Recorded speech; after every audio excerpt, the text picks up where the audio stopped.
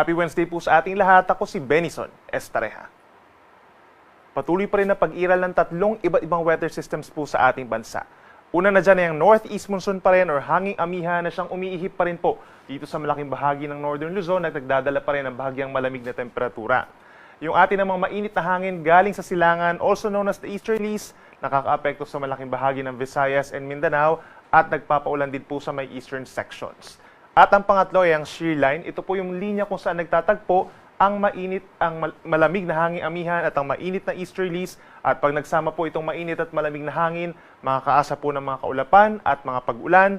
Kitang-kita dito sa ating latest satellite animation, patuloy yung mga pag-ulan in some areas of central and southern Luzon. At base pa rin sa ating latest satellite animation, wala po tayong namamataang bagyo na papasok ng ating Philippine Area of Responsibility hanggang sa weekend. Magiging maulan pa rin po in many areas of Luzon dahil pa rin yan sa northeast monsoon. Isa na yan ng amihan at ang magdadala ng mga mahina hanggang katamtamang ulan ay dito pa rin po sa may areas ng Cagayan Valley at ilang bahagi ng Cordillera Administrative Region, kabilang ng Kalinga, Apayao, Mountain Province at Ifugao. So mag-ingat pa rin po sa banta ng mga baha at pagguho ng lupa lalo na sa may areas ng Cordillera and Caraballo Mountain Ranges. Samantala dito naman po sa ilang bahagi ng Cordillera Region, Benguet, Abra, Ilocos Region, at itong kaliwang bahagi po ng Central Luzon, kabilang ng Zambales, Bataan, Pampanga, and Tarlac, ay bahagyang maulap hanggang maulap ang kalangitan at sinasamahan pa rin po ng pulupulong mga mahinang pag-ulan lamang epekto ng northeast monsoon. Sa ating mga kababayan dito sa natitirang bahagi ng Central Luzon, asahan pa rin ang mga minsan malalakas po ng mga paulan dahil sa shear line o yung banggaan nga ng mainit at malamig na hangin, kabilang na dyan ang Aurora, Nueva Ecija, Bulacan, hanggang dito sa may Metro Manila, malaking bahagi ng Calabarzon, Camarines Norte, Camarines Sur, at lalawigan ng Catanduanes. So make sure po na meron tayong dalang payong kung lalabas po ng bahay. Possible yung more or less 100 millimeters na dami ng ulan that is moderate to heavy or hanggang intense rains at times sa may Quezon, Aurora at Camarines Norte, habang meron tayong mga moderate to heavy rains dun pa sa ibang nabanggit natin ng mga lugar, kahit mag-ingat pa rin po sa banta ng baha at pagguho ng lupa. Sa natitirang bahagi po ng Luzon, kabilang na dyan ang Mimaropa at natitirang bahagi ng Bicol Region, bahagyang maulap hanggang maulap pa rin ng kalangitan at sasamahan lamang yan ng mga pulupulong mga paulan o pagkidlat pagkulog, pataas ang tsansa pagsapit po ng hapon hanggang sa gabi. Sa Metro Manila, temperatura ay mula 25 hanggang 30 degrees Celsius at dahil sa influensya ng amihan, bumababa na rin yung ating mga temperatures gradually sa malaking bahagi ng Northern and Central Luzon at sa Baguio mula 17 to 24 degrees Celsius. Magdala rin po ng payong ating mga kababayan sa may eastern sections ng Visayas and Mindanao dahil magiging maulan pa rin epekto yan ng easterlies o yung hangin galing sa silangan, Eastern Samar, Dinagat Islands, Surigao del Norte and Surigao del Sur. Mataas po ang tsansa ng mga pag-ulan. Mag-ingat din po sa mga banta ng baha at landslides.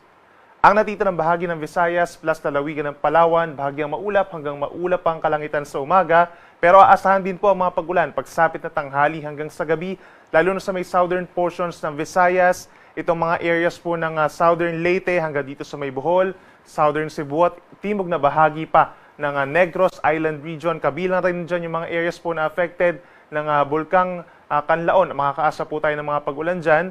Habang dito sa natitirang bahagi ng Mindanao, bahagyang maulap hanggang misa maaraw naman sa umaga, pero may mga areas din po pagsapit na ng tanghali hanggang sa gabi yung kakaroon ng mga kalat-kalat na mga ulan at mga thunderstorms. Kabilang na dyan ang natitirang bahagi pa ng Caraga Region at ng Davao Region, at dito rin sa may southern portions, Basilan, Sulu, Tawi-Tawi, at southern portion ng Soc-Sargen. Temperature natin sa may Palawan, posible pa rin ang medyo mainit hanggang 32 degrees Celsius na temperatura. Sa malaking bahagi po ng Visayas mula 26 hanggang 31 degrees Celsius. Habang dito naman sa Mindanao mula 25 degrees, pero pinakamainit pa rin sa may Zamboanga City and Cotabato hanggang 34 degrees Celsius. Para naman sa mga maglalayag nating kababayan, wala naman tayong nakataas na gale warning dahil hindi pa ganun kalakasan talaga yung amihan for now. But yung ating mga pag-alon dito sa malaking baybayin po ng Luzon, plus the eastern seaboards of Visayas and Mindanao, medyo maalon na hanggang 3.4 meters or nasa isang palapag po ng gusaling taas ng mga pag-alon sa malayong parte ng karagatan. Kaya't mag-ingat po, posible pa rin pagbawalan yung mga small sea vessels natin, magiging delikado yung mga pag-alon.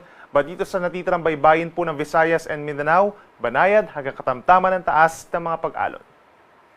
At para naman sa ating 3-day weather forecast, andyan pa rin ang epekto ng iba't ibang weather systems, northeast monsoon dito sa may northern Luzon, shearline pa rin po sa bahagi ng central and southern Luzon, habang sa natitirang bahagi ng bansa dito sa may Visayas and Mindanao, minsan easterlies po at may mga times po na umiiral pa rin yung intertropical convergence zone o yung banggaan naman ng hangin mula sa northern and southern hemispheres. Sa northern Luzon, simula po Thursday hanggang Saturday, asahan pa rin ang may kalamigang panahon at sasamahan niya ng mahina hanggang katamtamang ulan sa may Cagayan Valley at malaking bahagi ng Cordillera Administrative Region, pulupulong ulan lamang na may hina dito sa may Ilocos Region at kaliwang bahagi ng Central Luzon.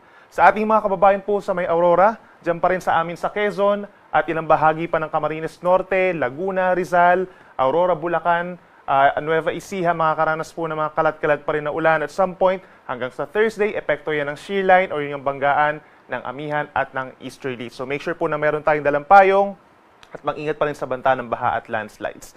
At finally, dito sa may eastern sides po ng ating bansa, sa may Visayas and Mindanao, kabilang ng Eastern Visayas, Caraga and Davao Region, may kalat-kalat na ulan. Mas madalas po yung mga pag-ulan natin doon sa mga areas na yon. At sa natitirang bahagi po ng Visayas and Mindanao, magiging madalas din ang mga pag-ulan pagsapit ng hapon ng gabi ng Thursday hanggang Saturday. Epekto yan ng easterlies plus the intertropical convergence zone. So lagi po magantabay sa ating mga rainfall advisories and even heavy rainfall warnings sa malaking bahagi po ng ating bansa.